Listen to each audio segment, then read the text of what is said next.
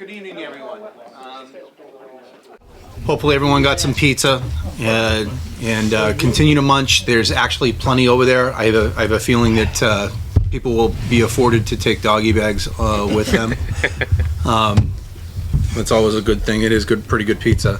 So good evening. I'm Mike Curry. I'm the chairman for the Board of Selectmen, and I'll be your moderator, I believe, for the entire evening. There's not a lot agenda-wise that we really need to worry about. Just by show of hands, who's come to a all boards meeting before? I would say most of you.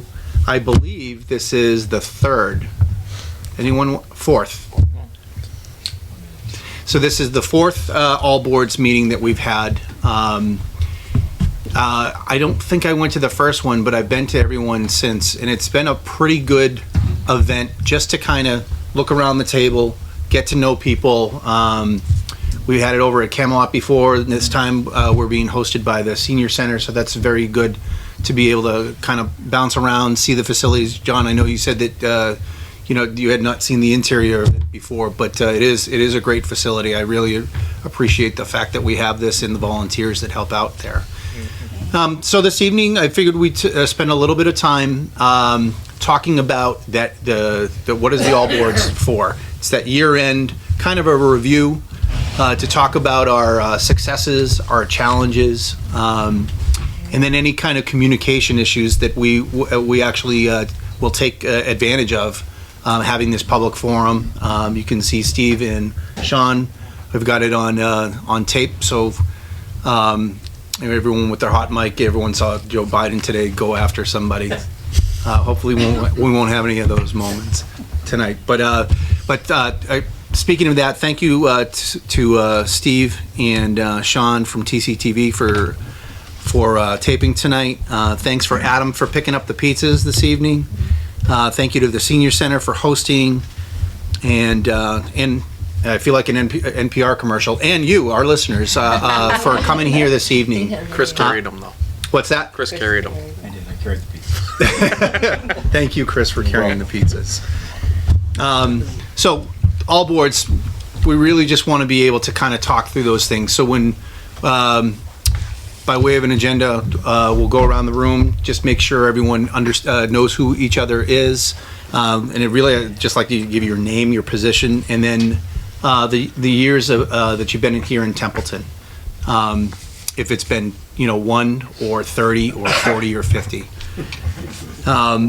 And then I'll just go over a couple highlights and share the floor with the rest of my board, Terry and Jeff, this evening, and then wherever we wind up going around the table, I'd really like to hear from either everybody or the chair people from the specific boards.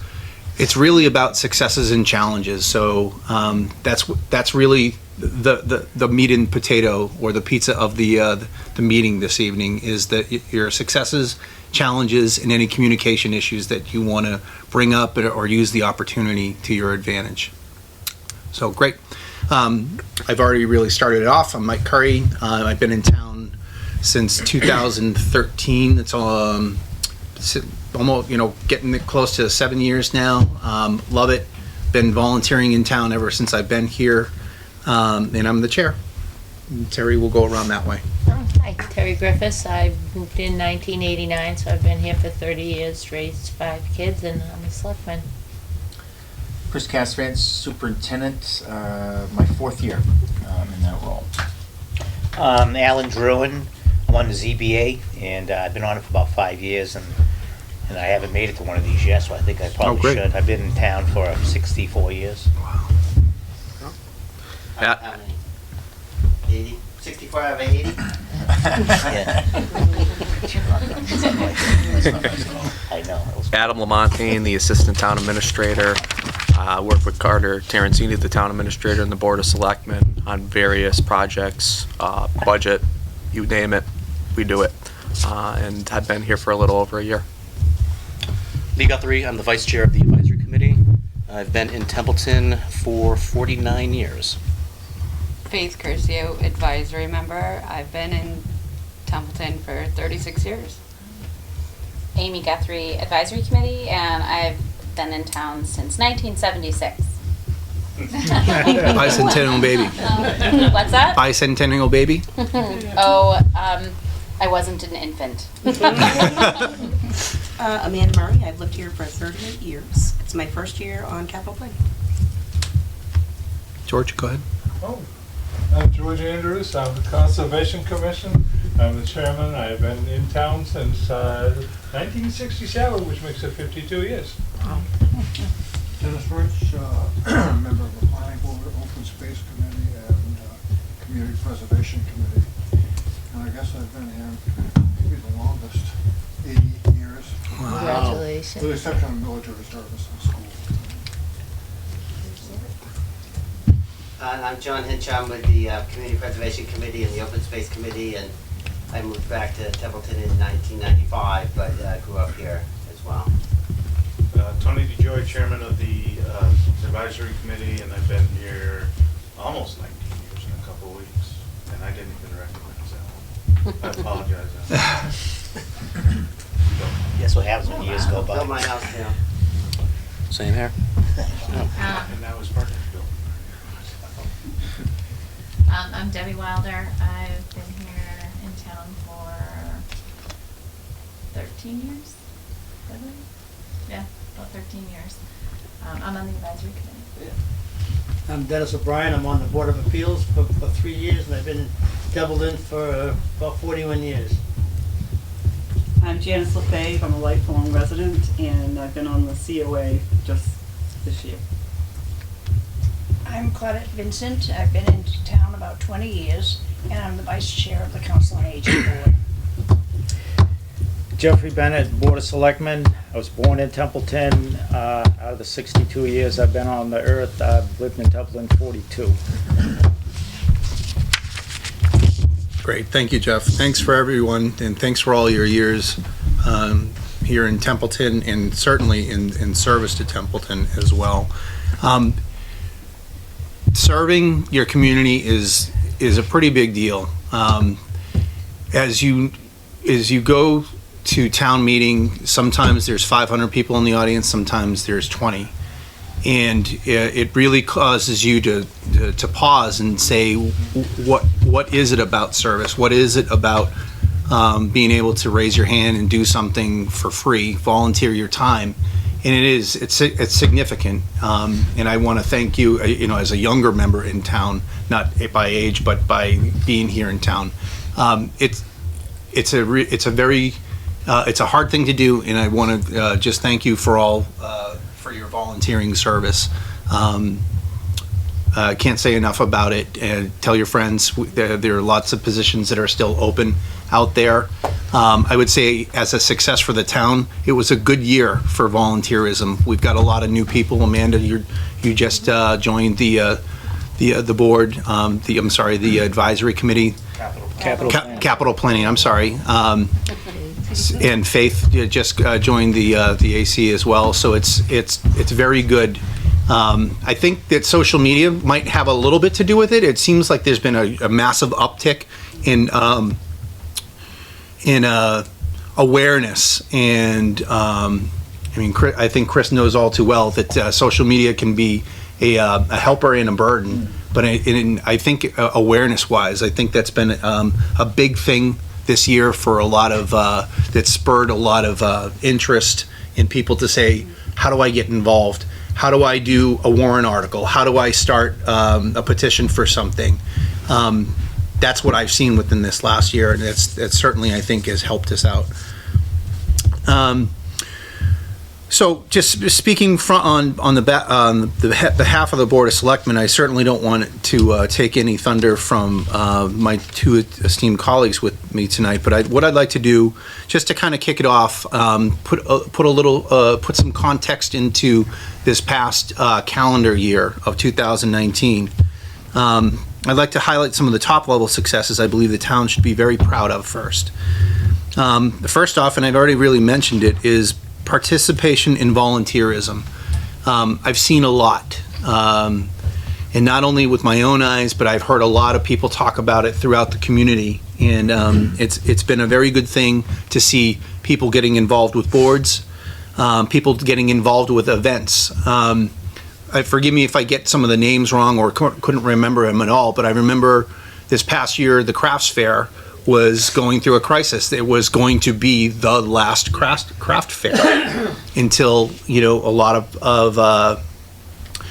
of who can help, who's interested in otherwise, and people got involved, and we're going to continue to have a craft fair. I thought that was a significant thing for our community. We want people to come in. We talk about business and getting and generating interest in the community. That's one way. I work at Hanscom Monday through Friday, and people were asking me about the Mac and Cheese Fest. You know, whether, hey, is this something I should go to? Well, obviously, I told them, of course it is. Mac and cheese, and plus there's a ton of other stuff to do as well. Vendors and everything. So events, and then lastly, participation in meetings. If there's been some issues within our community, some questions, some opportunities, we've had people come with the right questions, come with either a quiet demeanor or, you know, a finger wagging, you know, poke in your chest to be able to get to get some answers. That's also a very good thing for our community, that we have dissension, that we have questions, that we have people joining together to understand a common issue or question. So participation in volunteerism, really not just from what we see, but from events and meetings as well. As a top level success, I would say, you know, next on my list is FY20. Don't kick me under the table, Chris. The FY20 budget process. I think as making something work, I think that was a success because people were asking questions. People had numbers to be able to go back to. It will get better, but I think as a success in terms of exercising the process, I thought that was a good thing for our community to be able to understand the issue and to be able to properly debate it. You know, we were able to, on the town side, make decisions to try and make minimal cuts by doing preemptive items, and then really I'd like to highlight the importance of working with the school district and creating, you know, whether it's a new meeting or a new committee, or to say, here's what we got wrong. We are having those discussions, and I think that was again a good thing to come out of the process. Free cash.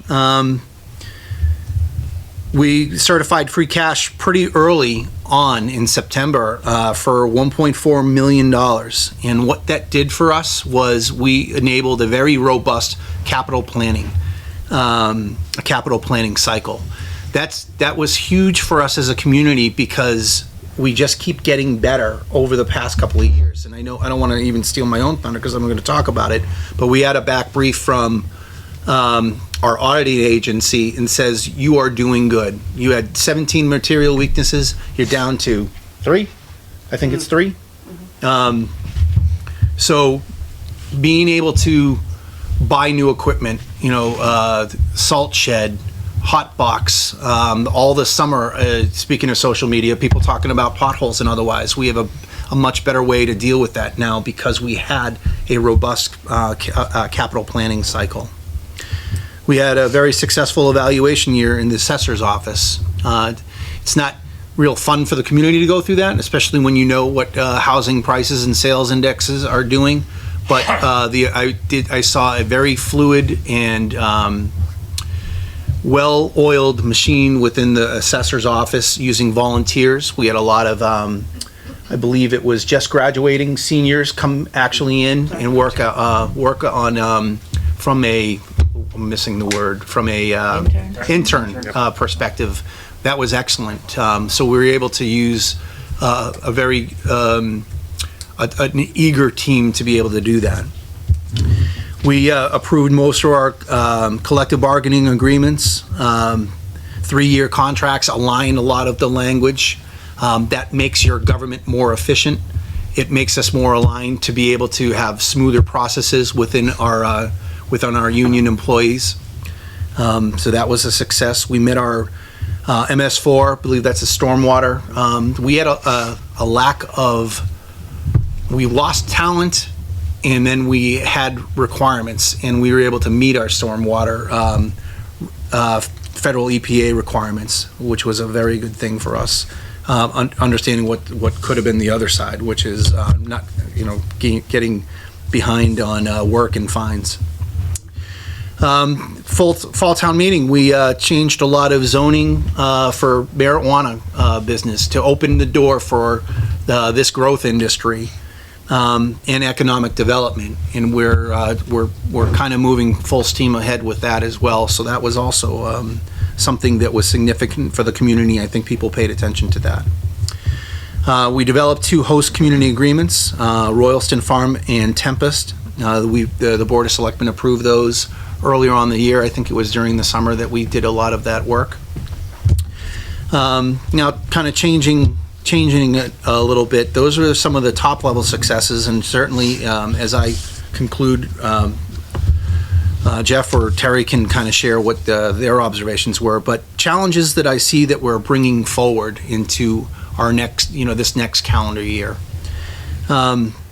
We need to build the public safety team that we need. I know Diane would be kind of banging the table this evening if she were here.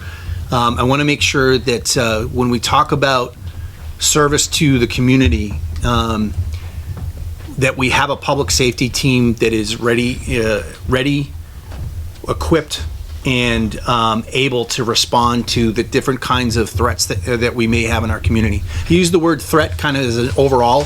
Could be crime, could be forest fires. It's a lot of different things that you don't think about until the bad things actually come about. So I'd like to make sure that we continue to build that public safety team.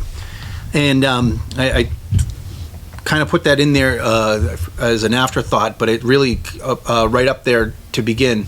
With that same level of importance is the Council on Aging has had a rough year. We lost Diana.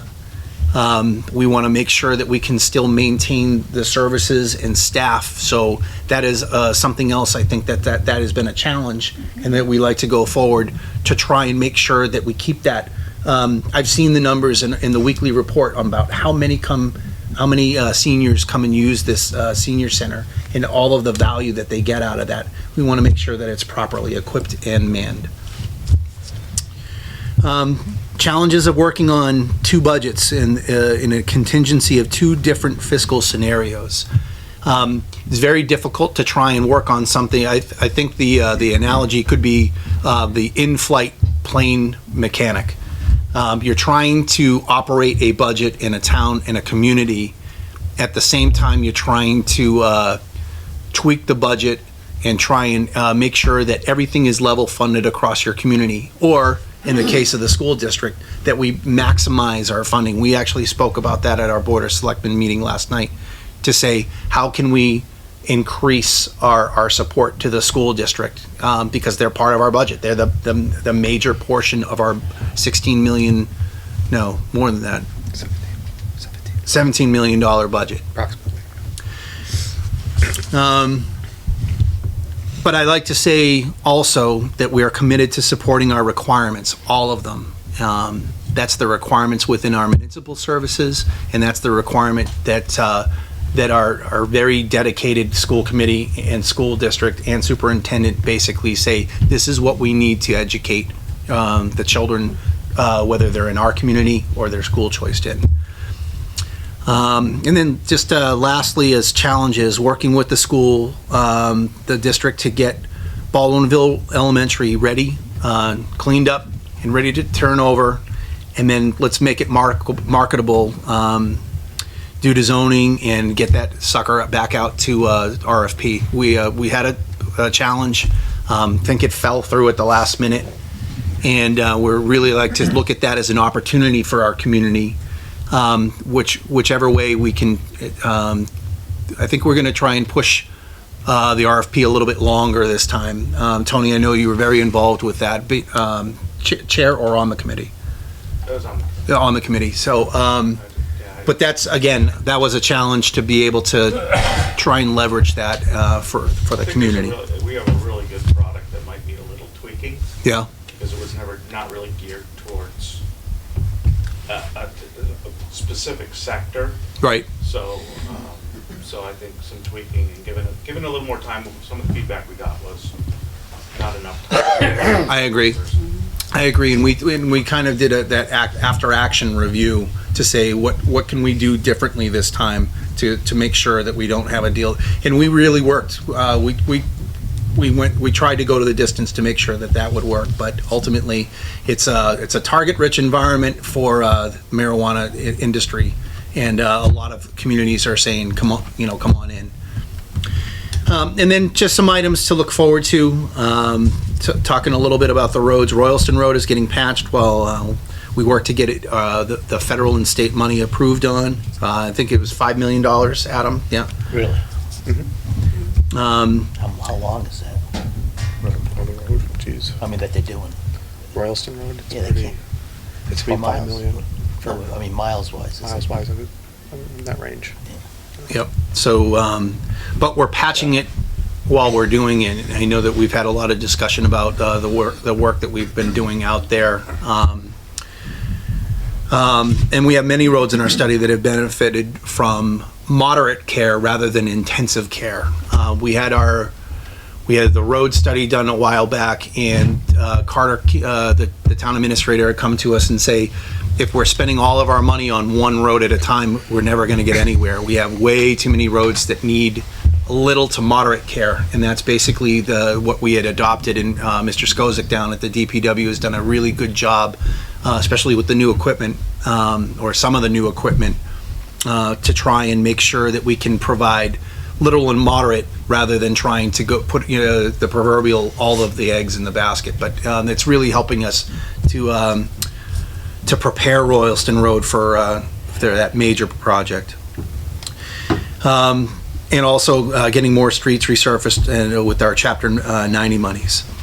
I'm not sure if you knew this, but I know that Jeff could actually talk a little bit about it, because we've been getting information out of the Montechusett Planning Commission about the Patriots Road roundabout.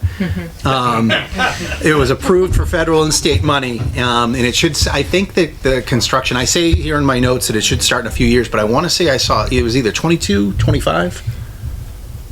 I think it was going to be 22, 23, but it got popped back. It did, because the way that works, and you can get screwed or you can get moved up. If a project, something happens with it, they drop it off the list and people move up. Yep. So that, or move back a year. But yeah, that was scheduled, I think, originally for like 22, 23, and now it's going to be, move it up. Be on 21. So, and that'll be it'll be a fun time in East Templeton. Yeah. 117 and You can't even get around there with a pickup truck. Oh no. How long will it take when they start it? 3 months. They don't have. I just say give it 3 years. I say a year when they start something like that, but probably 6 months realistically. Well, with the design, yeah. I can't that. Once they start ripping things Yeah, apart, no, 6 months. but it's been on paper for a long time. I saw it like in 12. It was on paper. Yep. So again, things to look forward to. There's no construction at all. That I agree with you, though. It will be interesting. Just a couple of last things. I want to share a quote. Mr. The audit firm. Blanking. Yes, Roselli. So he spoke to us last night, and one of the quotes that I thought that really resounded me is that he used the quote, "Templeton is on the rise." It was a sentiment that he shared. He's our external private partner. He's been watching a lot of communities, certainly Templeton, and he said that you are looking good financially. Your team is, you have a solid team. There are a lot of good things that are happening financially, which if you have a strong financial base, then you can kind of branch out and you have a little bit more flexibility to be able to respond to your community's needs. And just lastly, before I give up the floor, I believe that the communication with boards, committees, and commissions, we are getting better with our relationships and better with our technology. And I know that there are a couple capital items within this last year that are also designed to work on our IT infrastructure to make sure that we have better communication throughout all of our organizations and with the public as well. I can tell you that it's not hard for people to get to the right person based on the communication, the networking, the relationships, and otherwise. I get emails all the time, and I think that's a good thing. I try and answer them as quickly as they come in, or at least push them to the right person, so that we've got a community that feels that they are being responded to. I think that's probably the most important thing if you're looking at how town government works for you. So just some highlights, challenges, and just some things to look forward to, at least from our perspective. I don't know if Jeff or Terry want to share anything before we wind up going around the table and hearing from some of the other boards. I think you summed it up. People are paying attention now and they're caring, and things are getting done. I agree. Okay. Okay. Great. Well, not a board, but certainly a great person to have here with us this evening is Dr. Casavan. I'm really glad that you're here to be able to kind of bridge the things together. Sometimes the communication, we need to give it a nudge to be able to have open discussions and otherwise. Oh, I think he's okay. Yeah, I'm okay. So if you'd like to kick us off, just from the school district's perspective? Well, an easy challenge would be to say budget, because it's always a challenge. But really, for us, it's really one of our challenges is to maximize services for kids, maximize and find ways to provide what our students need, and that's not always easy because needs change, and yeah, sure. There's certainly money, but it's more in lines of expertise. We've seen quite a change from an academic need per se to a more social emotional need, and that was a pretty quick drop off. Quite frankly, I think that when we look at some of all schools, by the way, but social emotionally, kids who are coming to school with some pretty significant issues. I think that surprised us, all educators, how quickly that happened, but certainly the intensity of some of those behaviors. And I think that's a struggle, and it's always a struggle, right? It's always trying to kind of figure out and trying to keep up with the needs, and because they change, obviously, right? I'm not putting this under challenges. I think this is probably one of the better things. I think tension is good. It should improve communication, should improve understanding of needs, whether it be the district or the towns. It does. It creates opportunity. There's a famous, saying that chaos equals opportunity. If you don't push back, if you don't push into some of these issues, you really can't start to figure out what your capacity is, right? And what obviously need, but what other people's needs are. And I have to say, from my perspective, from the superintendent's office, I just answered something talking about social media about this perceived there's a battle between the DPW and the district. We love the DPW. Let me just tell you, the DPW has been very helpful to us. The 4 years I've been here, very responsive, very helpful. And yeah, we had some problems moving snow. Imagine 3 feet of snow being hard to move. It was a new building. We really hadn't figured some things out yet. We truthfully, Carter and I had a great talk this afternoon. Bob went down, and we're fine. And everybody's okay, and everybody was fine and safe. So those type of things again, it's okay. Things are not going to always go well. But I think the perception is that when things go wrong, that it automatically means that there is a problem, that there's an issue.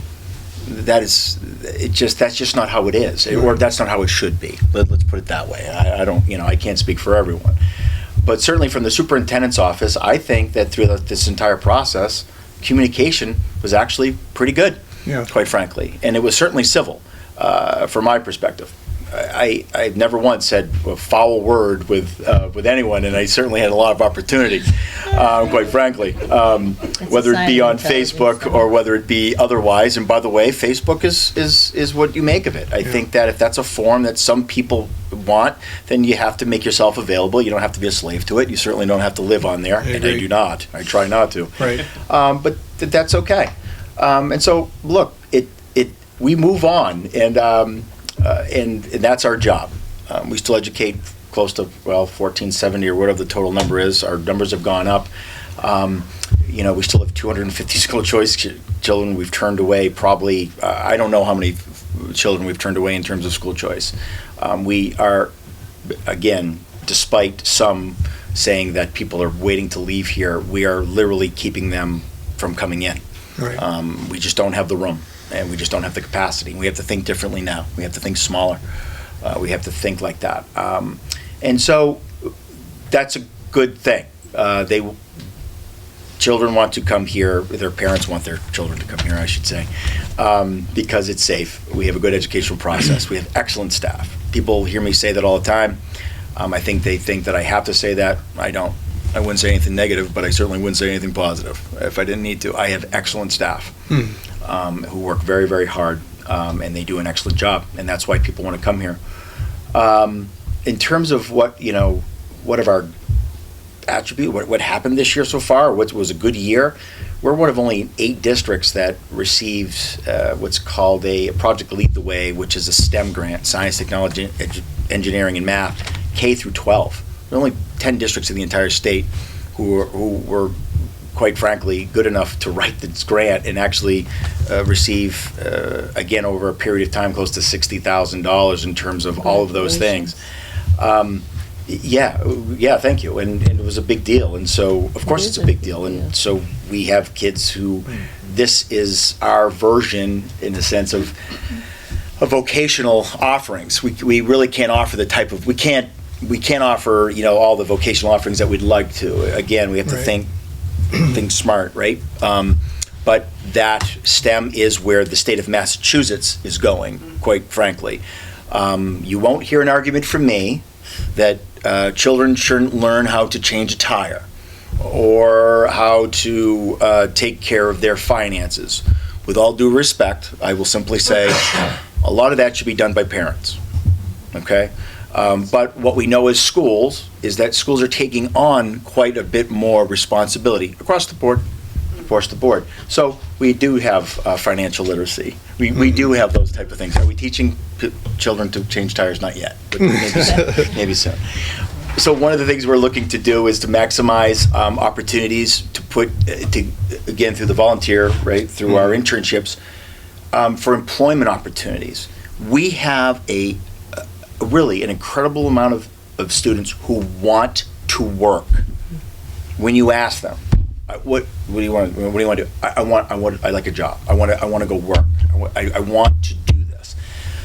We're trying to figure out ways to do that. We have, right? So you guys had a great intern at the city hall, town hall. I know there's been at least 3 or 4. I think there may be more at the DPW, whom I believe have been hired. They graduated, and I believe that they are employees, if I'm correct. I don't want to misspeak. But we're trying to think of what locally, because it has to be local, to what our resources are to get kids into those opportunities. We have quite a few kids who want to go to work. And that's great. That's fantastic, right? That's what we're trying to do.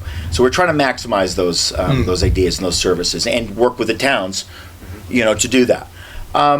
I would say that the challenge will always be is to meet the needs of the students, but also trying to meet the needs of 2 communities. Very different needs. We're in Templeton today, but very well I could be in Phillipston tomorrow, and needs and those type of things change. And so that's always kind of a push and pull of needs and what, resources, et cetera. So that'll always, I guess I would throw that under the challenge part of doing business. But I think that in any regional district, that is always going to be, is trying to meet those type of needs. So I think as we move forward, I'm actually, I'm pretty excited about the opportunity that we have. We have a group that the board chairs, and for example, the TAs meet, and we have one coming up in January to discuss, to keep ahead of things. That again, chaos equals opportunity. That was born from the need to actually communicate. Right. To talk about needs and to really get into all the stuff that we need to get into without maybe so much in the public forum. So of course, our kids are great. I've said that a couple times because they're fantastic. So I'm pretty excited about this year. We're going to have to we're going to have to think differently. Changes are going to happen. They're going to have to be dramatic. Yeah. And we're going to have to be, and folks have to be ready for that. They're going to have to be ready for that conversation sooner rather than later, because that conversation is happening this year one way or another, and we have to be ready to have that. So I think we're in a good spot to do that.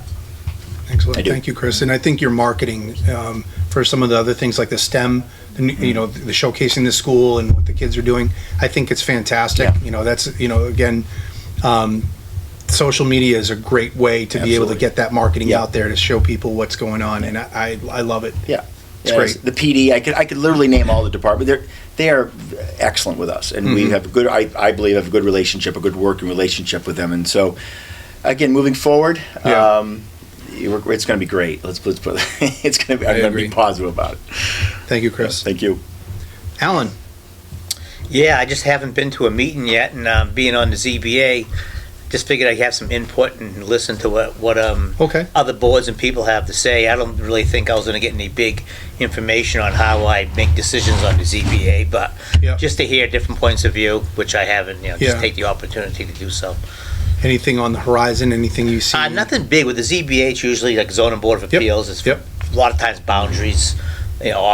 Town property boundaries being closer, and if we should do it. I think we have a good board, excellent board of different kinds of people and different kinds of thinking when you have a board, of course. Right. And I think everybody's pretty fair-minded, and I think we make the right decisions. Like my point of view is I'm kind of pro somebody being able to do something with their property. Right. But in my opinion, just not at the expense of somebody else, meaning the neighbor. And that kind of thing. And, so that's what my point of view is, bring it to the board. Okay. And, I think everybody's pretty fair-minded on the board.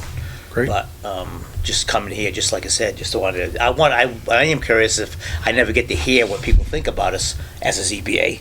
So I am curious if anybody has any input of what they've heard, just because I'm curious about it. Because I think our decision-making is solid and reasonable. But if anybody has any input, if they've heard one thing, negative or positive, let us know. Sure. Yeah, I think that's a great idea. People that can jump in or ask a question or otherwise and say, what does a ZBA board? What does the zoning board of appeals do? That sort of thing. I think that's not a bad thing to have, especially in a forum where it's an all boards meeting and we're trying to, that last item I had said, communicate to really understand what it is that your community offers and supports. Great. You're full up for your board? Any missing spots? No, everybody's full right now. Perfect. Great. Alan, thank you. Adam. Adam was promoted this year. He is now the assistant town administrator, and we're lucky to have him. Thank you, Adam. Thank you, Mr. Chairman, and members of all the boards and committees, Mr. Chairman, Superintendent Cassavant.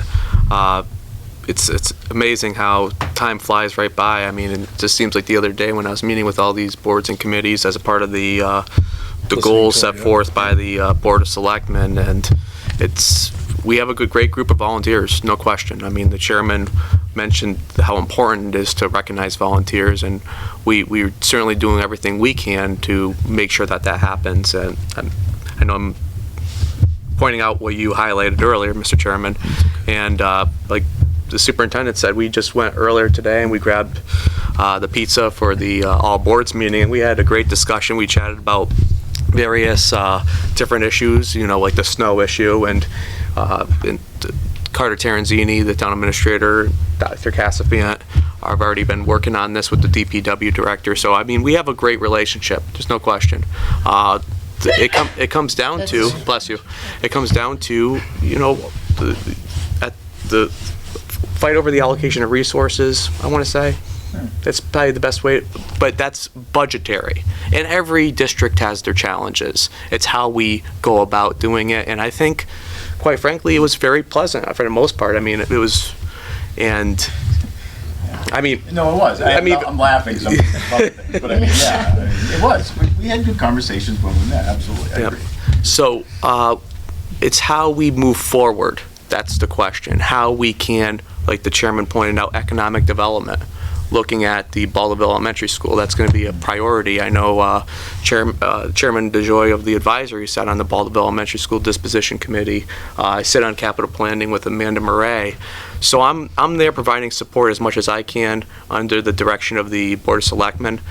So if anybody has a question or concern, feel free to reach out to me. My door, I have an open policy. I know Mr. Bennett and I speak on a daily basis, Selectman Bennett and I speak on a daily basis, either via email, on the phone, or whatever it may be. And he'll look through policies, bylaws, and he's a great person for me to rely on certain things, because I'll tell you, some things I don't have the information on certain bylaws, but if I can't find a history of a bylaw, sometimes I'll reach out to Selectman Bennett. Everybody has their strengths, their weaknesses, and it's a matter of how we utilize those and how we can do it in a positive but yet productive way, and how we can make the town of Templeton a better place each and every single day. And I think that we're all focused on the common good and the public good for the people here in town. So with that, we did have almost 3 feet. How much snow we get? 30. Well, it's all debatable, but I would say it's definitely over 2 feet. We had 2 feet of snow, definitely. Absolutely. Absolutely over 2 feet. Exactly how much, I don't know, but too much. Yeah, we had a lot of snow, and 2 feet. we're fortunate where at least we didn't get any snow tonight, so we were able to meet here without. Tomorrow, though. Right. Tomorrow. Well, thank you, Mr. Chairman. Great, thank you, Adam. Right, it was good for some people. Hi, Lee.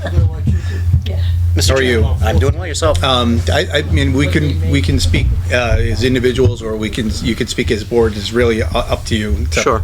So I'll defer any committee-based stuff to the chairman. I would just like to say, for anybody who might be watching this who is considering getting involved in town government. So again, I've been here 49 years. I've only been involved in town government for the last 2 on the advisory committee, and that was pretty much by design. I've got a very good private career, and great wife, family, getting stuff done. But being a town citizen and seeing what was going on and hearing the stories about, how the school ended where it was and just all the stuff that happened, finally got to the point where I realized that if there's going to be a difference made, I have to be part of that difference. And for anyone who's out there who's considering getting involved in any of the committees, trust me, it's well worth it. You will learn more about how things work than I possibly ever could have imagined. Mm-hmm. So again, it's highly educational. You feel like you're making a difference, and I would highly recommend that anyone here, talk to your friends, talk to your family, get them involved, because it just benefits everybody to do so. Great. Okay, thank you. Thank you, Lee. Faith? I'm new, so I don't have too much to say. So far, it's been really good. It's a good process. I like volunteering. I think we need more of them. Yeah. I like seeing the taxpayers being more educated on things. I think people are becoming more involved, and I just want to see that happen every year so that the town can grow and be more of a community. Because we need that. We need community. Mm-hmm. A lot of people are transient nowadays, and they move a lot, and you lack that some places. Yeah. And I don't want to see it happen here, and that's what made me get involved. Yeah. So being one of 8,000-ish residents here in Templeton, how do we get of the 5,000 voters? How do we get them more engaged? Do you think? Is it just Facebook messages, sent out? Is it events like Mac and Cheese Fest? It's everything. And there's one right answer. Right. Because everybody has different motivations of why they get involved, why they'll come vote on certain issues but not others. So I don't think there's a one-size-fits-all solution to increase votership. Right. Yeah, it's Or the civic duty side of it, not just being concerned about one issue that may affect you, but actually say, like both of you are talking about, it's everything. Yep. I may not care about item X, but it's part of my purview, and I know what it can do for the community. So it's that civic side. Utilize everything that you have. Yeah. Just Agreed. to keep everyone on the same page, so they know what's going on. Great. Thank you, Faith. Amy? I don't have anything today. Okay. Pass to Amanda. Amanda, tell us about capital planning. Well, let's see, we've got a great challenge, I think, ahead of us in trying to divvy up, figure out what is needed and what we can provide with what we have. And so far, I think we have a pretty good plan. We'll see at our next meeting, but it's very interesting. I was always taught that you cannot complain about what goes on in your town if you don't get involved. If you don't know the process or don't have a part in the process, you have no right to complain about the outcome. Because your voice is important, whether it's a vote, whether you come to a meeting, right, whether you volunteer, you have to participate if you want to see a change happen. Yeah. So that's why I'm here. Just a quick question. I know since I sat in the chair last year doing the capital planning, one of the things that I found very beneficial was, I think you've been receiving reports. Who has come to see you so far? Everybody.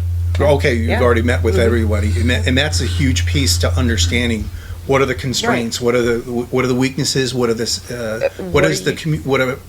do you need? Yep. What is your number 1, 2, 3 top items, and what can we put down at 10? Right. It's a challenge. Yeah.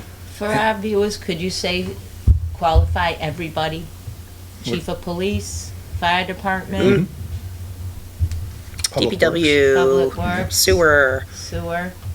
We bought new voting machines for the clerk last year. I mean, everybody has material that they need to do their jobs and to make sure that we have fair and secure elections and things like that. Not use. I mean, the voting machines from last year, I think they were end of sale, end of support, no longer viable at all. So. Wow. Yeah, it's interesting. Yeah. And I hope to stay on it for a long time. Great. We very much appreciate that. Thank you. Yeah, no problem. Great. George. George, yes, on conservation. Well, I'd like to thank the board for the appreciation letter I received. It was nice of you. I appreciate that. Great, absolutely. We have several problems. That's what I talked to Terry about earlier. But our main problem is we lost a secretary way back last June. We lost 2 in the office. They've only replaced 1. The other one has never been replaced. So it makes it hard for me to get anything to any of my files or anything. And, it's a little tougher. Other things I've talked to Adam about, and it's not here for the All Boards for a discussion on that. That's something that is between him and I. But it is hard because I just received an email today from DEP. They're going to be changing some of the rules and the regulations for the NOI. So people who are going to be filing for houses and stuff like that, after the January 8th meeting, there's a lot of 3 new items that they're going to have to do. So it's going to be one of those things that we're going to have to learn like they are. And it's going to take a while until they actually approve it. But they're having their first hearing on it in January 8th of the next year in Worcester in the evening. So if anybody wants to go to it, it's a hearing. But basically, we would, we're a 3-man board again. Right. We were Wow. supposed to be 7 back in 2012. We asked to go down to 5 in 2014, but we've never got back to 5. People just, people come in, oh, okay, the most they've lasted is a year.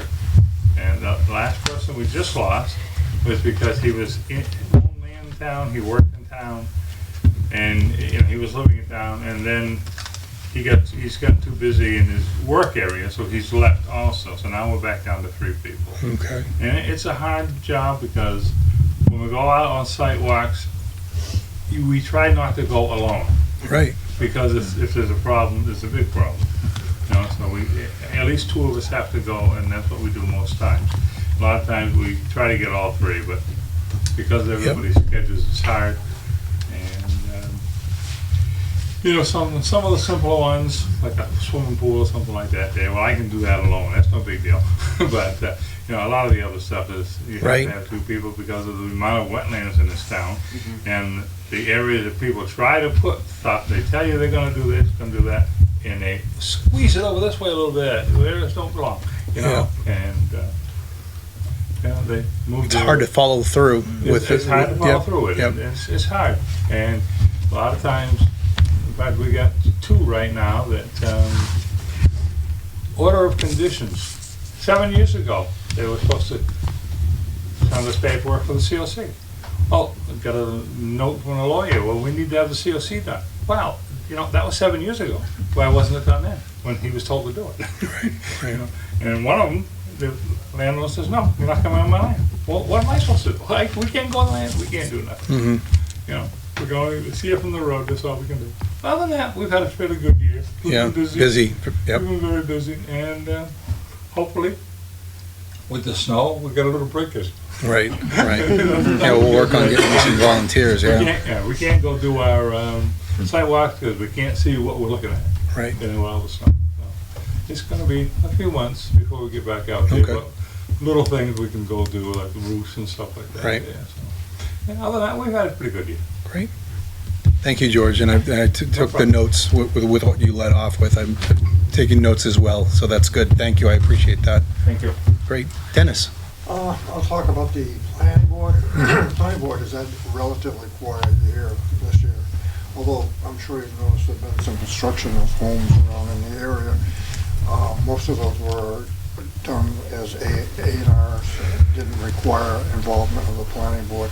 I think probably our major effort this year was in getting the zoning bylaws for marijuana, areas that would be available for use for marijuana, either sales, production, or whatever. Worked on that most of the summer and getting it ready for the fall town meeting, which it was on the warrant and was passed. Yep. So now we'll have to wait and see how that works out. We have had another concern come in and talk to us about possibly establishing another area in town.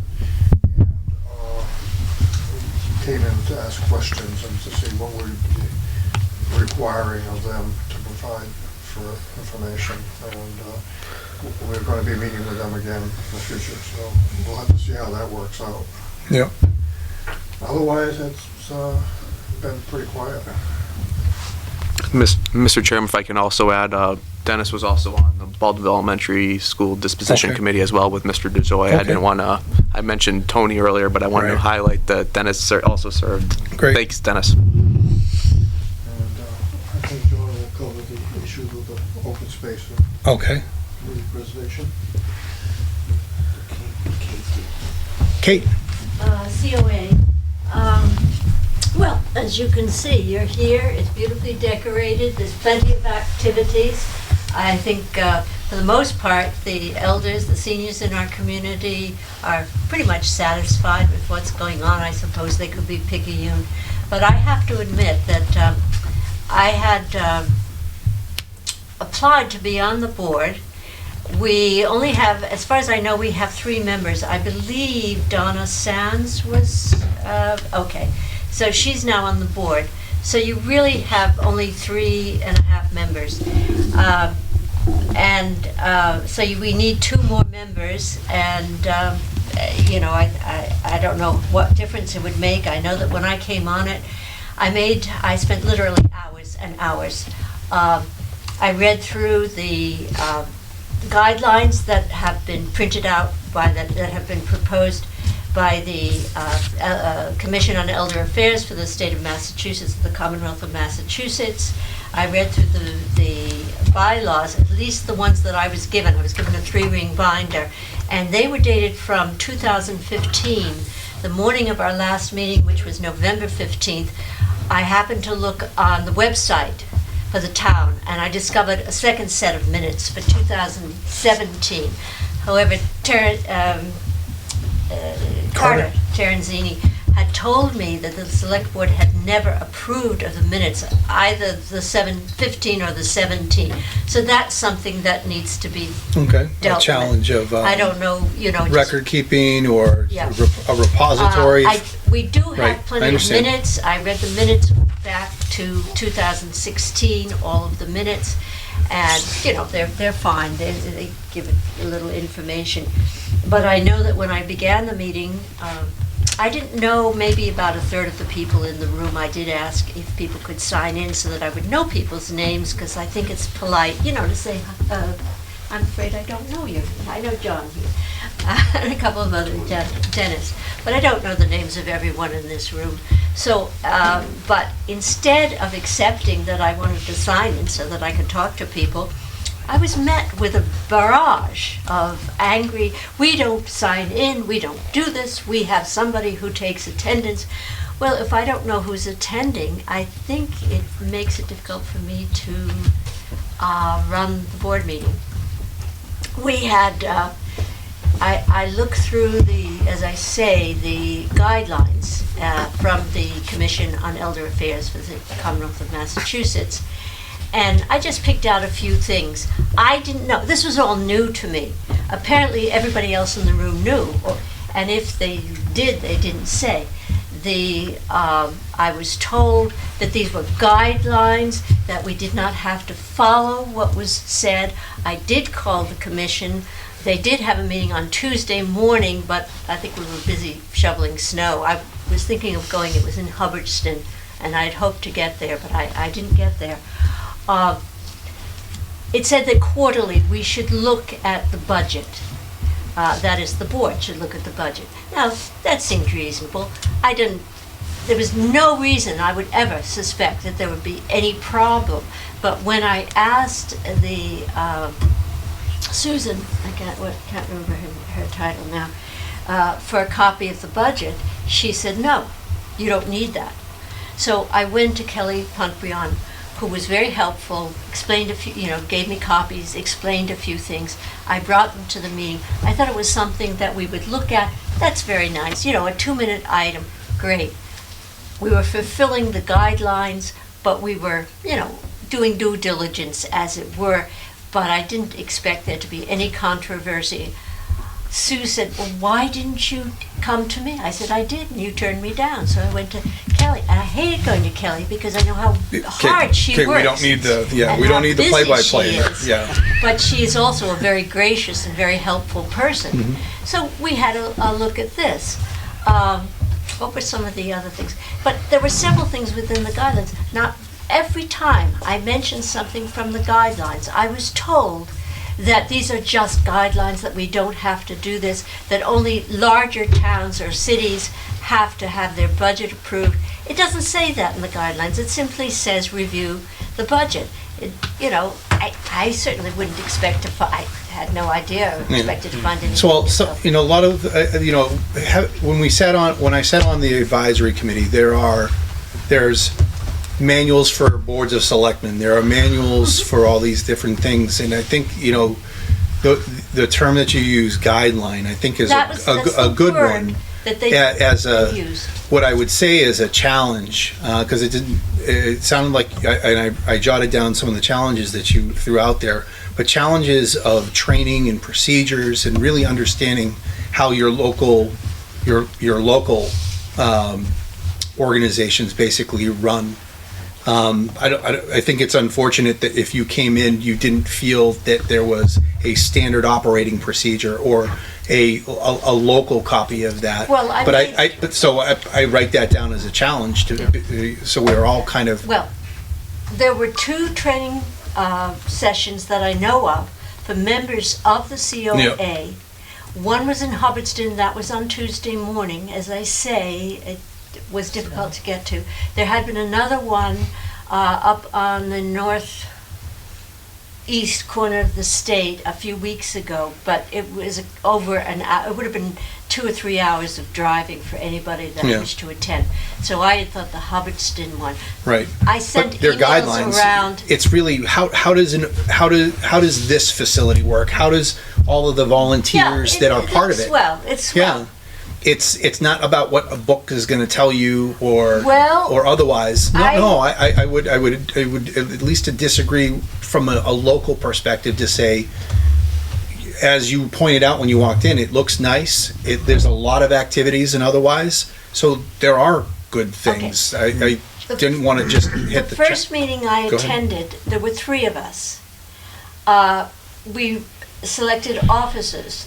The other 2 members with me, they nominated each other and we all voted. Mm-hmm. But there was no chair.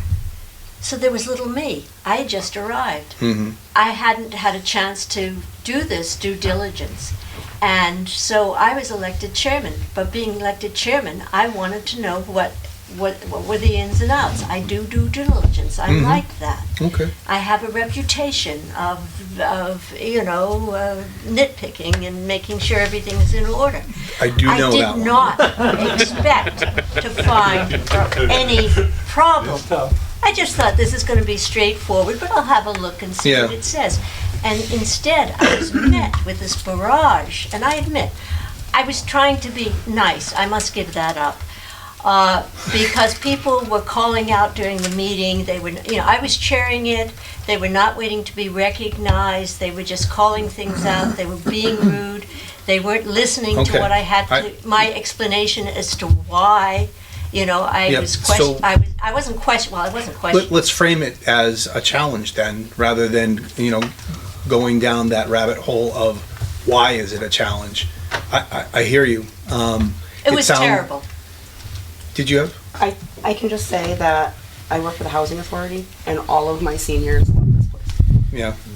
And they utilize it all. I haven't said No. I just want to add a good, I just want. Yeah. And I know everybody. I play cribbage here every Thursday afternoon. This afternoon, we had 2 tables. We had 8 people. We have a certain little group. There's maybe a dozen people that show up now and then. Yeah. We Kate, have a how would you great like to address time. that challenge? It's fun. The people are lovely. We have, a lot of laughs. We play. We feel good when we win. Do you have a plan to address that challenge? Yeah. Okay. But what I'm saying is, I went to this meeting and I felt personally under attack. Well, I'm sorry for that. And I never should have felt that. And I had knots in my stomach, and I didn't get to sleep until 4 a.m. the following morning. Oh. I hope it goes better, the next one. Well, you didn't get my memo, did you? I did not get your memo. Did anybody get my memo? So we have. Send it to all of us? We have received a memo. Carter's name on it. I said to the Board of Selectmen, but I didn't put get it. Carter's name on it. Yeah, so we will be forwarding that to the Board of Okay. Selectmen. I didn't get it. Yes, we've been with the storm and everything, our office has been backed up, we're Oh, okay. coordinating with the No, that's DPW and understandable. I making look sure that we're forward to it. addressing all those, Yeah. but yes, we did receive that, and I will forward that over to the Board of It Selectmen. could have been twice as long, believe me, but Thank you, Kate. I'm old. That's right. Mr. Henshaw. Brevity is always a good thing. Yes. Certainly I agree. it's. So Dennis and I have been on the Open Space Committee in town since it started in 2000, but we only have one other member, that's Carrie Novak, and she's the chair. So we do need members in that. Open space. We have an open space plan that's got a few items that we need to address to be fully approved by the state.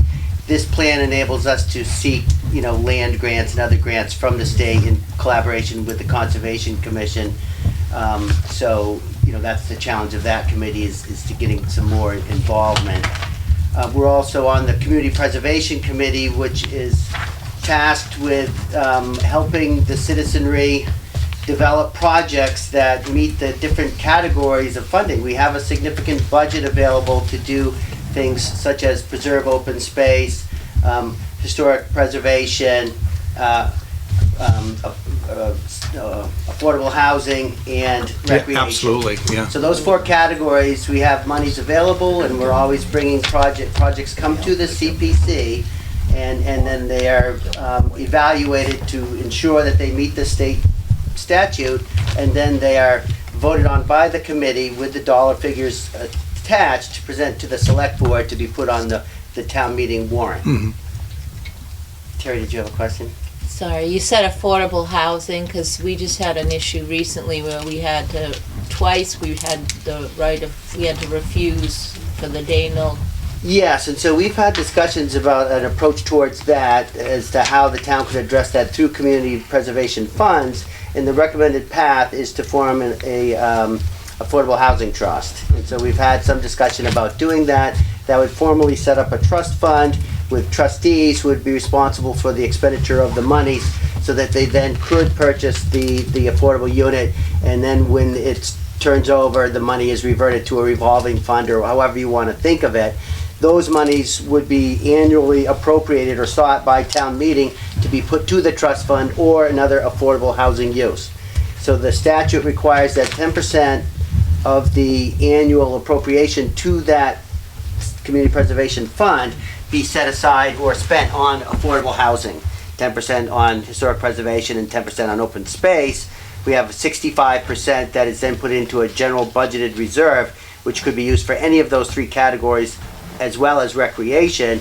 And then there's allowed up to 5% as an administrative budget, which allows us to do some due diligent works to evaluate and move projects forward, but also to cover expenses of getting things done. Is state required for approval for that money, or is it your? So this was passed by the town to accept in 2007. We accepted the specific chapter 44 and a half, sections 3 through 7, which allowed the town to establish the community preservation assessment, which is set at a level voted by the citizenry, set at 3%, so that 3% of the property tax.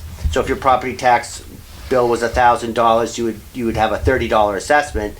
However, there is an exemption of the first $100,000 of your property. So if your property was $100,000 or less, you would have no assessment, and you could also seek the same types of abatements you would for low-income, elderly, etc. Okay, so that pool of money is then available to be matched by the state and by fees that are collected by the Registry of Deeds. And traditionally, because we are at the 3% level, there's a level set of funding that every community preservation town, it just went over 176 communities, so out of the 351, they've just broken more than half of the cities and towns in the state have accepted this. We had always been getting 100% because at the higher level, at the 3% level, we were eligible for additional rounds of funding, which are determined by a formula that's based on the size of the community and its wealth. So we've always, been poor and small. And so because more towns have signed on and the deed fees have gone down, those receipts were reduced to a base level. This year was 15%, but because we're at 3%, we got an 85% match. So we assess approximately $125,000 to that, with a match of another $100,000 to $125,000 annually, and then that budget is available for those projects. So at the recent special town meeting, a whole bunch of new projects were put forward, including evaluation of, the reason that we have a town hall is by the Community Preservation Fund, because that $195,000 was paid to take that East Templeton school and make it a usable space for a town hall. Otherwise, we'd still be down at JBM. Right. We are looking at 3 projects this year for the town. One is to finish Scout Hall. Scout Hall has been started, and now more monies were appropriated for that to get that finalized, and it will be a good usable space. They're looking at the cupola at the town hall, because if you look at it, it was not addressed when the rehabilitation was first done. And then looking at the Baldwinville Fire Station to rehabilitate that historic structure back to the 3-bay garage and upgrade the interior so it could be used by emergency management. both those projects are really pre-engineering phases because you can't just dive in without knowing what it's going to cost you. So those are 3 town-based projects, so it's a good opportunity for us to kind of upgrade historic buildings for rehabilitation for use. And then there is other projects that are continuing on, like the Grange Hall, which is a project that's led by the Narragansett Historical Society. They're having another round of funding going forward. And then the Dwelly Farm, which was donated to North County Land Trust.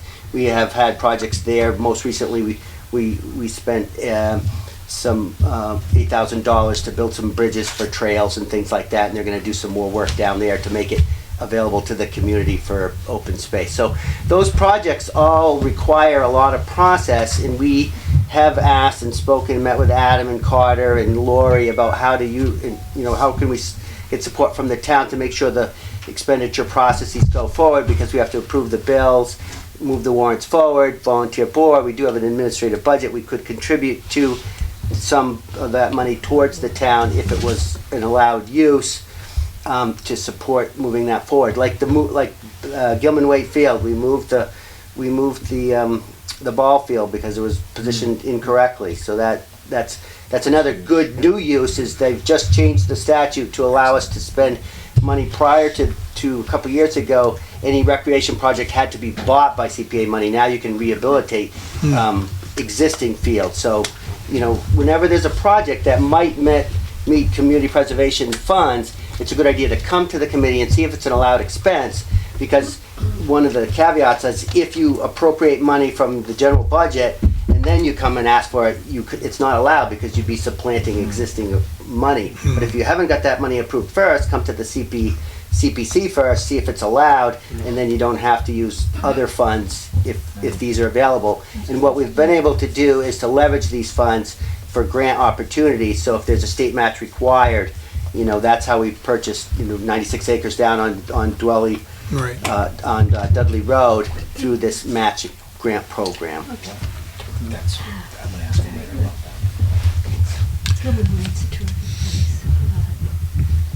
A lot of notes. I know. Just right, affordable housing. Yeah, and I think I know Julie Richard isn't here this evening, but I know that she's on the Scout Hall committee, and she was very happy that that's coming to an end very soon, and we put the money into it. So I know I kind of bring her well wishes for that. I think she's very tied to that. John, I also want to publicly thank you for being our moderator, being a volunteer, and taking on some difficult crowds. I think it was the first time, your last one was the first time I ever seen the police come down into the aisles. So thank you for that. I know it wasn't enviable or enjoyable, or I don't know, maybe it was enjoyable, but we talk a lot about conflict today, right? But thank you very much for doing that. That was above and beyond, and we very much appreciate that. Thank you. Okay. Great. Anything else, John? Nope, that's it. Great. Tony, how are you? Good. This is my second year on advisory, first year as chair. First and foremost, after the recent spring election, we lost 2 of our members to the Board of Selectmen, and we were very fortunate to have 2 townspeople, Faith and Mr. Bob May, step up to the plate and get involved, and they've been a great addition to the committee, and we really appreciate them. And I think I would also agree with Lee that the longer I'm on this, the more I learn about how things go on. So some of our so that's a good thing. I think the communication that our committee has had with the Board of Selectmen or anybody within the town, different departments that we need to get in contact with is been greatly improved from what I've heard of the past. I know Adam's very responsive, Carter's very responsive to when I send an email, and usually it's those 2 and Kelly that I'm doing most of the emailing with, and they're very, very quick at getting those things to us, and then I get it out to the board. Everything that I send, the board sees. I don't hide anything, so we're a board. I just happen to be the chairman this year, but I think it's important that we all see all the information. Challenges going forward, obviously we know we're starting the budget year, what that's going to look like and how we can better contribute to that. I think for most of us, last year going through the first time of the budget cycle was a really big learning experience, and I think we'll be much better off to hopefully even contribute more to the budget cycle. There was something else I was going to talk about.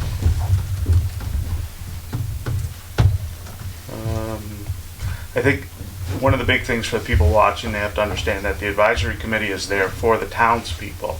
You bring any problems with anything really to do in the town, you can come to our meetings. They're obviously open meetings. I think our attendance is up 100% this year. We do actually get people coming to our meetings now. Last year we didn't, but we encourage town people, if you have any kind of problems, if we can't help, or our goal will be to guide you in the right direction. We're not going to be able to help you with a tax lien or stuff like that, but we can get you to the right people and things that are important. The other thing I would say is, social media is interesting. My only big pet peeve with social media is there's a lot of misinformation that goes around the different websites. Have the right information. I think that's so important. And if you're not sure, ask. The town administrator, the assistant town administrator, and I know your board are very open with information, and they provide what they can. And and for that matter, I'll call it same thing with the school committee. We had a couple meetings with the school committee, or with Dr. Cassavant and his staff, to go over the budget before we got to the meetings, and it was very informative on the process. So I agree, Tony, and I think another strength that you guys had is the this snowball effect of the pre-town meeting. You're effectively using that pre-town meeting as a way for the voters to get to know what to ask questions, to actually see it laid out in front of people for discussion before it's handed to them in a folder and otherwise. So I definitely think the advisory committee is really picking up steam with how they used pre-town meeting and how, you said a while ago, marketing for the school. Your marketing, I think, is very good for that, to make sure people understand. Yeah, and I thank you for that comment. I think especially our first pre-town meeting for the annual town meeting was very well attended, and people had a lot of questions. We were fortunate to have all the chief of police, fire chief, and Bob Sosnick there for the DPW to kind of help, because we didn't have all the information. They could say what these cuts were going to mean. So I had the people right there at the town meeting understanding, if you take a police officer, what does it mean? Right. And get it right from them, so they hear it right from the people that are most affected, or the departments that are most effective, I think is a better way of putting that. Yep. So, other than that, it's fun. Yeah. Looking forward to a couple weeks off. Thank you, Tony. Deb. I don't think I could add anything that hasn't Okay. already been said, so I'll keep the meeting moving. Thanks. Great. Dennis. No, I'm just happy to be on the Board of Appeals. I've been on it for, 3 years? 3 years now, and we, like Alan said, we have a great group, and we try to be fair with everybody as much as we can. Forgive my ignorance, but I haven't read about what actually the Board of Appeals is. Say, for instance, you're gonna build a house or build a little building on your property, make sure you have the right distance from the next neighbor over, or that's what it's mostly. The space, it's the idea of the land, how much land you have, whatever you're gonna put on that piece of property. Right. And I like the way that Alan had said it earlier. I actually wrote it down almost verbatim, allowing people to use their property as long as it doesn't impact others. Yes. Oh, okay. Yeah. We make adjustments. Yeah. Zoning Board of Appeals. Yeah, so I thought that was, good perspective from both of you, yeah. And people do care. They don't care until it's time to care, right? Or someone starts putting up a shed or something like that. So it's very, very useful, and it's decisions that need to be made. Do you work with, is it your board that works with Officer Maldonati to enforce the zoning? No. From what I understand. No, it's building. No. That is what? Building. Building inspector. That would be the code. Yeah, planning board. Yeah, all interconnected, all figuring out a way how everything becomes interconnected in one way or another. Dennis, thank you very much. I appreciate it. Janice? Well, I just want to say, Kate, I'm sorry that that meeting was so contentious, that you lost sleep. We have a great 1.5 people working here. They do a terrific job, and, great facility now. Yeah. And I'm hoping that very soon the kitchen will be able to be furnished and operating. Right. In fact, I think that's coming soon. I thought I heard movement on. Yeah, that's great. It's a big improvement over Scout Hall. No offense to Scout Hall, but Right. there was just no room there for to have a private conversation. People came in, had problems they wanted to discuss. And Yep. Janice, everything that I had heard, the difficulties or just the pains of what the space was, everything that was wrong there became a solution here.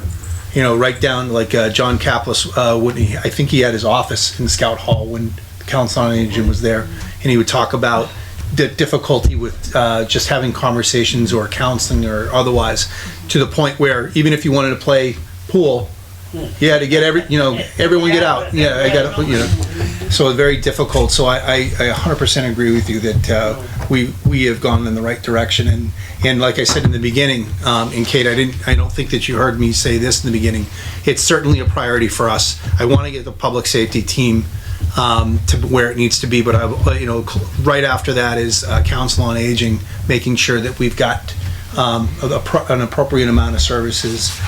It should be too much service rather than just in time or not enough. Do we have a building permit now? Or do we have to wait for the kitchen? So my administrator... Occupancy. Okay, great. Claudette? Yes. Well, Janice, what she said is very important. This is an important building. They did a beautiful job on it, and it took so long that this past year was tough. And we just don't want to lose the building. We don't want to lose the opportunity to help the aged people in town. There's quite a percentage of senior citizens, and it's really important to match opportunities to their needs and to help take care of them and entertain them. And I am also sorry, Kate, that meeting was so tough. What is the percentage of elderly in town? I'm not sure. Last I knew it was in the 20s.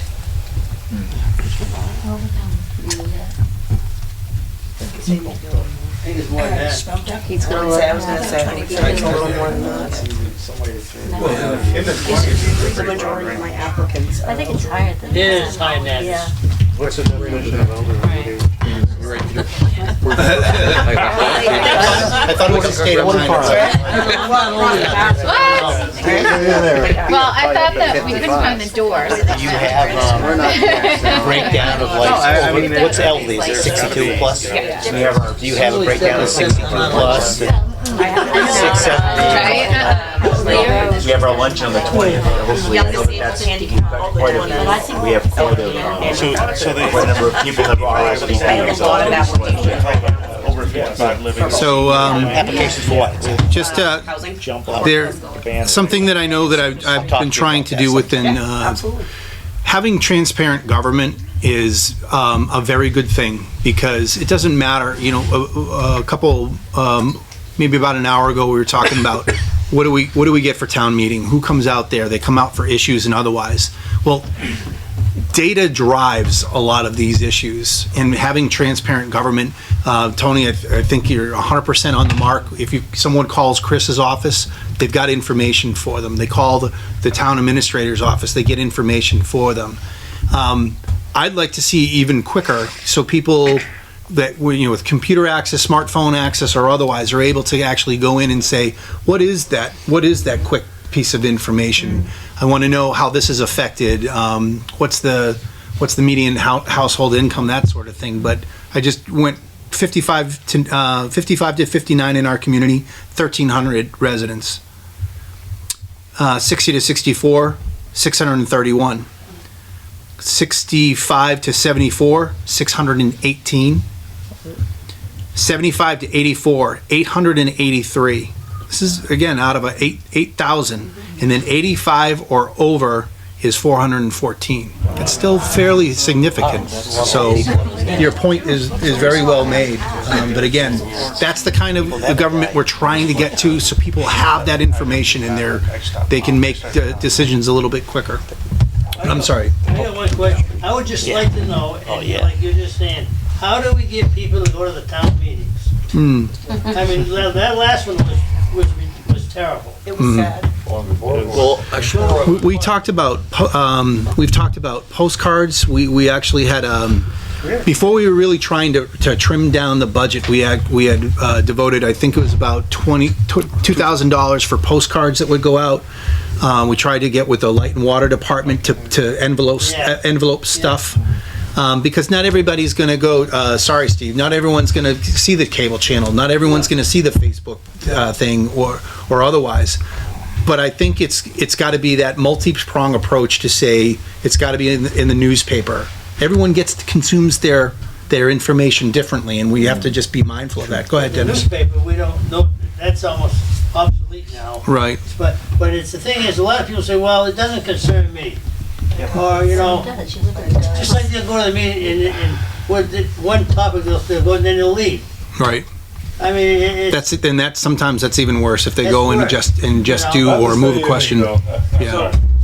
But, a lot of us older people, our kids have moved out of town. We don't have grandkids here, but the school budget kept going up, still keeps going up. That's the biggest deal that I think a lot of the elders have. They have nobody else in town. Why are they still paying taxes for the school buildings? Yeah, the people They pay paid tax forward. when your kids are going to school. Well, again, how do we keep our kids? How do we keep our kids and make it affordable for our kids to That's back I'm and just live saying, here? I talk to the older people like myself, and that's their biggest complaint. Well, our kids have been gone 30 years. Well, our kids were in school for 18 years. So why are we? Because it's part of being a community. Well, Okay. I realize that. I'm just saying what the general. No, and I understand that, but then conversely, as being a bit younger, I could say, well, why do my tax dollars go to this facility? I'm not saying it shouldn't. I absolutely believe it should, because that's just part of being a community. But it's like saying, I've never had a fire, so why do I have to pay for the firemen? Right. So, Mike, that's okay. So, last spring. Yes, Tony. Please. I think it was before the annual town meeting. We had a small meeting. Carter ran it. Lee, I believe you were there. There's a couple members of the Board of Selectmen were there, and the moderator, and trying to figure out how do you get people to come to a town meeting. And quite frankly, we could not really come up with a really good answer. They've got to have a reason. One of the difficulties we had is, quite frankly, is that we need to check into this further, right? But so we have a one-call system, okay, just like you have the Code Red. Code Red, correct. So there's been some talk about it because it's a closed system. So we only have folks who are associated with the school, of course, right? So when we call off school or whatever, to do a one call about a town meeting, we can do, okay. But if it's to do something with the school, we stayed away from that, quite frankly, because it's murky. Because is it an issue of not open meeting? But I'm trying to think of the right term, Jeff. If you could help me. But if I'm using funds, right, for political gain, right? Yeah. And so that's been kind of this. We have this system to help say, hey, I don't care what you do, just come out to the town meet. But we didn't do it the last because we were afraid that would have been. But we filled in that. It's conflict of interest, but if you're saying like a vacuum, but using resources to better using town resources or taxes. Public money right. to the good news is political item. You have to be careful. We stayed away. I can say the good news was that the code red did allow for that, and we did utilize it. Good. And we have to be, we also don't want to, if that phone or they're getting the text message or ringing off the hook, to say, hey, there's a bake sale at the senior center today. I don't think that we're, but Mr. Curtis definitely helped me out, understand that system and how it can be truncated for different purposes and otherwise. And I think because I worked with Mr. Terenzini on those things, those were designed to go out to make sure that we were engaging people to say, even if you didn't know it was going on, at least you have the knowledge that it is. Maybe they want to vote on what's on the docket or not. Right. However, it's making sure that people are aware of it. Having a banner across the road, those sorts of things. Right. Yes, Kate? Well, when we were trying to get support from the town to build the new elementary school, and I remember we, at least 3 that I can remember, envelope stuffing. 2 of them took place in the community room over at Pineview, which is where I live, so I was able to provide that. We had another gathering at the Legion. See, we couldn't do it on school property because, as you say, it's political, so it would have been absolutely wrong. But we had sites within the community, even this community center. I mean, I've said it, a lot of people say it. You judge a community by how it treats its elderly and by how it treats its children. And for a long time, I think we're good now in this community. But, we were able to go to these different places and to do things so that people received information. Now, probably some of them just maybe threw it in the basket. But there had to have been others who took the trouble to open up that envelope and who took the trouble to come to the meeting, because we finally did get the money and the permission, the support to build the new elementary school. And good point. Thank you, Kate. So to kind of piggyback on what John was talking about, open space, usable buildings, I think that Templeton has done well in reusing facilities. It's really put us in a spot where it's contentious because we have to do certain things. We couldn't wait for a school. And I say it like that. Some people could say, no, you put it on a postage stamp size of land, that sort of thing. But when you when you look at life cycle of your community, there were certain things that we needed, and I think we're doing well with reusing buildings to try and capitalize on the ones that we are getting, ready to shed. It comes at a hard time. We had a pump station, a school, a police station. It's part of our infrastructure, and it's the basic infrastructure for what we need to sustain ourselves within a community. That's the hard part. That's the hard part to get people to get engaged with it when it seems so negative. I'll probably wind up butchering his name because I never get it right. Quadracci. Yes. Mr. Q did not want you to be known as an override community. I agree with him. It was a tough year. The Board of Selectmen 100% supported all the way through to make sure that we could get that 9088K, and the community just stopped at that point and said, it's too much. We have too much going on, and I think that's part of it. We had so much infrastructure that was exploding that we needed. I remember sitting in the meeting when they said the pump station, it's right down the road from us. Baldenville. Yep, Baldenville Pump Station. It's Pleasant. That's what I was trying to remember. Pleasant Street Pump Station. It was all done. We had a water tower. There was so much that we needed to do. But I got to turn it around, and the flip side of that is I think it's something to be proud of that we're able to get through these things. Sometimes a little bit more rocky than we need them to be, but we are able to get these facilities. No, we didn't build a public safety complex like a lot of our neighboring communities, like Ashburnham spent a lot of money on this big, huge, giant facility. We tried to do what we could. We turned to old school, Amy's old school in her classroom, which is now our conference room. We turned. The only one that had. I know, but she tells me the story, and I think that it's kind of, there's some romance in trying to use these old buildings, and we've done a really good job. We've done a good job with that, but it's come at cost for the community saying, what are we doing here? What is really what the task is? Can I ask you one more question? Absolutely. What's happening with the veterans thing downtown Boston? So and she's not here tonight, the Veterans Oversight Board. What's happening with it is she needed to take a pause. There were a lot of conflicting things. She had material coming in.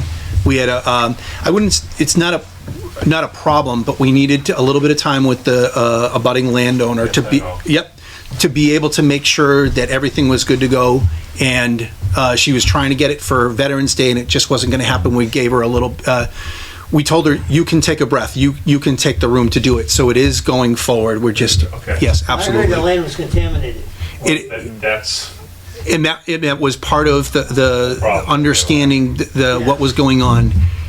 So landowner says it was, but we could not find any paperwork to suggest that it was. DEP didn't have any advice. Right. I'm in the Lions and they approached us to bring a bench down there. Right. Understanding what it was before, right. Well, we successfully turned it into open forum, which was excellent right after. We went right into that, so I think that was very good. So really that's, as far as any kind of quote-unquote formal agenda, that's really what we had for this evening. We had a little bit of an open forum at the end, which I thought was very good. I will say we'll probably figure out a distribution plan for that pizza. A good pizza, thanks to Patriots for that. I hope you all have an excellent Christmas, a great holiday season, Hanukkah, whatever way you celebrate. I hope that you do a great job celebrating, and a Happy New Year. Is there anything before we conclude this evening? Oh, I'm sorry. Yes, the board. To speak on behalf of the. I'm here on behalf of the cable board. Yes, I'm sorry, I did remember that. Director of TCTV, and I'd like to address a couple of things that were said about communication in town. Sure. We're in the communication business. You know what? Communication in this town needs a lot of work. We constantly arrive in places like this. Is this a setup? Oh, I don't know. How do you know? I don't know. Is it? Let's ask somebody. Drives us crazy. All right? But we need to communicate more. TCTV is a platform for that. Right? Today, Adam, talk of the town. Why hasn't the town Facebook page shared it out? It's up. Right? It's up. We need to do more of that. And you want to get people to town meeting? We're become your de facto news organization. Like it or not, some days I like it, other days I don't. All right? Because the newspaper's not doing it. We do it every day on our Facebook page and on YouTube, and I know that's a limited audience. You either like it or you don't, but share it out.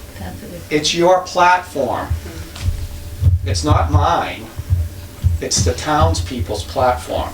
So if you want something to be known, and if your meeting is taped and you have an agenda on this, share it out. Faith is great about sharing stuff out. She's increased our audience in the past few weeks. Right? And yes, there's been a lot of attention lately that started mainly with the school budget, and we've been trying to capitalize on it to get people interested in other things and good things that are happening in our community. Chris, I'm going to bug you. Why aren't the YouTube videos of school committee on your district page? Please put them there and get people involved in that, and more people will see them. So I'm here to lobby for more communications, not just on behalf of TCTV, but behalf on the whole town. Use this platform to communicate. That's what it's here for. And thank you. Sorry I didn't come in earlier. No, That's a great way to wrap up. Yeah, absolutely. That's a wrap. Thank you, Steve. Thank Great. you for the job that you do. It's a lot. I mean, Yes, I mean, it's a lot. there's a. And I a think. lot of it is Sean and our help. Yeah. Absolutely. Hannah. Great. Well, thank you all for coming. Drive safe. Take some pizza.